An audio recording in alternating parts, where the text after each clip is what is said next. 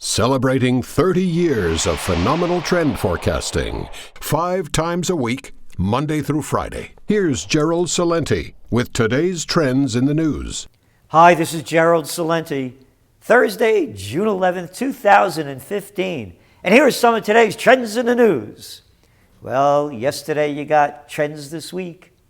And very shortly next week, you'll be able to get the entire conference that we had here last Saturday at Colonial Kingston, featuring Nomi Prinz, all the president's bankers, Dr. Aria Maidenbaum, an expert in aging, what to do about it, to age gracefully and keep growing as you keep growing older, and a lot of takeaways with that. Of course, I did a whole session on some trend tracking tips, the globalnomic strategy, how to track and forecast trends yourself.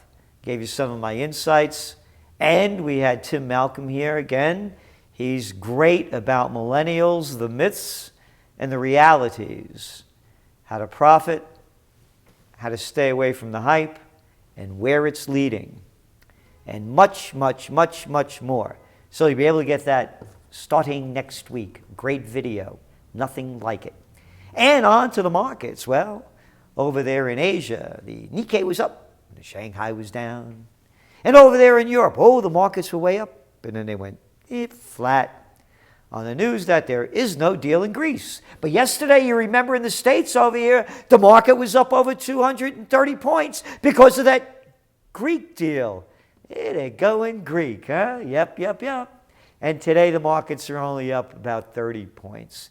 And again, what are they going to do with the Greeks? If they stay in or stay out, how's it going to affect the United States? It's such a tiny percentage of the Euro group. It's hype, that's why. Because the real news is, front page is the Financial Times, rich countries to resume growth as developing nations stumble. This is going to come as a shock. Developing countries are facing a structural slowdown likely to last for years, and are ceding their role as the world's growth engine to more mature economies, such as the United States, according to the World Bank. And here's where the shock is going to come. Sit down, take a deep breath. The Washington-based bank yesterday lowered its forecast for global growth this year to 2.8%. They always do this, man. They're always lowering their growth projections. They put them out, they get a boost, and then they come back and lower them. The World Bank said, its twice-yearly report, that with the exception of India and a few others, the bank warned that developing economies, such as China, must confront an era of slower growth. Nomi Prinz at this presentation, she is dynamic and a dynamo. She laid it out. She met with all these people. She was a guest of the Federal Reserve. She spoke to the World Bank and IMF people. She said they don't know what they're talking about. Coming right out of her mouth. She was there. They're making this stuff up. Get this in your head, World Bank. If it's bad for China, that means it's bad for everybody. Because if the United States isn't buying and the Europeans aren't buying, that means China's not making stuff, nor the rest of the world in terms of cheap labor. And those countries that like to export natural resources, hey, China's not buying them. Who is? So, you got it right there. And remember yesterday with oil prices, well, again, another day, another story. Oil prices continued to decline on Thursday due to a stronger dollar and a gloomy economic forecast by the World Bank. Wow. Oil prices had drawn support on Wednesday from big falls in U.S. stocks, meaning oil stocks, as the market has gradually tightened up after many months of heavy oversupply. And a stronger greenback makes dollar-priced commodities more expensive for buyers using other currencies and tends to weigh on oil prices.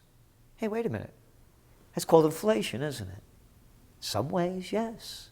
But there is no inflation, remember? They just talk about deflation. Again, put it together. You have the story right here about developing nations stumbling. These developed nations took in a lot of debt. The dollar is going stronger. They have to pay off their debt in dollars because they borrowed that money with all the QE was going on. So you can see where this is heading. And it's not a pretty picture. The retail sales came out in the U.S., and boy, did they blow them up on the media because they're blowhards. And they like to blow hard on... Oh, come on now. That ain't even bullshit. That's horse shit. That's what they do. Here's the headline. U.S. retail sales surged. Woof! They surged in May as households boosted purchases of automobiles and a range of other goods, even as they pay a bit more for gasoline. Retail sales increased a grand total of 1.2% last month after an upwardly revised 0.2% in April. Overall, retail sales last month were buoyed by a 2% jump in receipts of auto dealerships, creating another bubble because they're selling cars to people that can't afford to pay for them. Sales at service stations, because the price of gas went up, rose 3.7%. And real big strength in electronics and appliances, they gained 0.1%. And sporting goods increased 0.8%, and sales of building materials and garden equipment advanced 2.1% because it's summertime. And here's the number. Sales at restaurants and bars nudged up 0.1%. They're flat. So how are they showing all of this job growth in the hospitality sector? Bartenders and waitresses. So something's wrong here. And the big wrong is billionaire luxury chief says wealth gap is unfair. In a speech Monday at the Financial Times Business of Luxury Summit in Monaco, Johann Rupert, he's the CEO of such companies. They include his conglomerate, Alfred Dunhill, Van Cleef and Arpels, along with Cartier and Piaget. He said, inequality will accelerate in the coming years due to the growth in structural unemployment coupled with a new imbalance for global winners, he said. This will cause, quote, envy, hatred, and social warfare. We can't have that point. 1% of the 0.1% taking all the spoils. So 0.1%, 0.1%. Now, folks, those are our clients. But it's unfair. It's not sustainable. I don't know what the new social pact will be, but we'd better find one. Otherwise, our clients will be targets. They'll be hated, despised. This is really what keeps me up at night, because people with money will not wish to show it. If your child's best friend's parents go unemployed, you don't want to buy a car or anything showy. We are destroying the middle class. It will affect us. It's unfair. Keeps you up at night? You know what I say? When people lose everything and have nothing left to lose, they lose it. It's time for the billionaires to become de Medicis. Start putting your billions into beauty. Start putting your buildings into peace and prosperity. Start putting your billions into places where they're going to build people morally, spiritually, physically, intellectually. And not like the Gates Foundation that does drug deals all over the world. Oh, and speaking of that, they're passing that legislation in California. That's right. If you don't get your kid vaccinated, it doesn't go to school. What's the deal here, man? If you get vaccinated and you think that your kid is now not going to get a disease, So the kids doesn't get vaccinated, gets them. That's none of your business. It is their business, because that's the business of America, to be in everybody's business. They just passed a stupid law in California where now they got to put warning labels on soda pop cans and bottles, that this stuff is dangerous for your health if you drink a lot of this crap.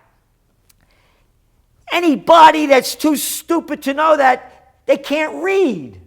Of course, you got to put a warning label. People know what they're doing. It's their choice. They want to destroy themselves, destroy it. But I don't want to pay for it either, one way or another. And over there in Europe, Putin went to visit Renzi at the Milano Expo. Yep. And so Renzi joked with him, "I hope our national team will give you some sorrow, at least in sports." The 40-year-old former mayor of Florence joked, doing his best to disregard the cloud that has hung over Russia's hosting of the World Cup in 2018, since the FIFA corruption scandal broke. Here's prostitute language. Mr. Putin lapped it up, describing Italy as a great partner in Europe and touting the tight relationship between the countries over the past 500 years. Lapped it up. Now, James Pulte, you are a lapper because you is a prostitute. And that's what you do. You lap, you suck, you bow down, and write crap like that. Lapped it up. He goes on. Ever since EU began imposing sanctions on Russia last year, Western diplomats have nervously regarded Italy as a possible weak link. For Mr. Putin, the star-studded Milanese treatment may offer opportunity to prove to his domestic audience that he is far from the diplomatic outcast and that Western countries are not as united as they may seem in confronting Moscow. He has to convince the folks back home, huh? Well, here's something for you, Junior, lapdog. More than 80% approve of Mr. Putin has handled relations with the U.S. and EU in Russia, while 63% say their government respects their personal freedoms, a rise of 18% since 2008. Do you think 63% of Americans say that their government respects their personal freedoms? Doubt it. James Pulte. Putin's not playing for home. He's playing for keeps. Because here's more stuff here in the Financial Times, the New York Times. Toilet paper propaganda. Increasingly frequent calls on Baltic. The Russian Navy is back. The Russian Navy is back, this guy reported, a captain of a fishing boat, adding that the Lithuanians also had a warship in the area. But the intrusion, one of 4 this year by Russian warships into the cable-laying zone, blah, blah, blah, blah. Then you turn inside.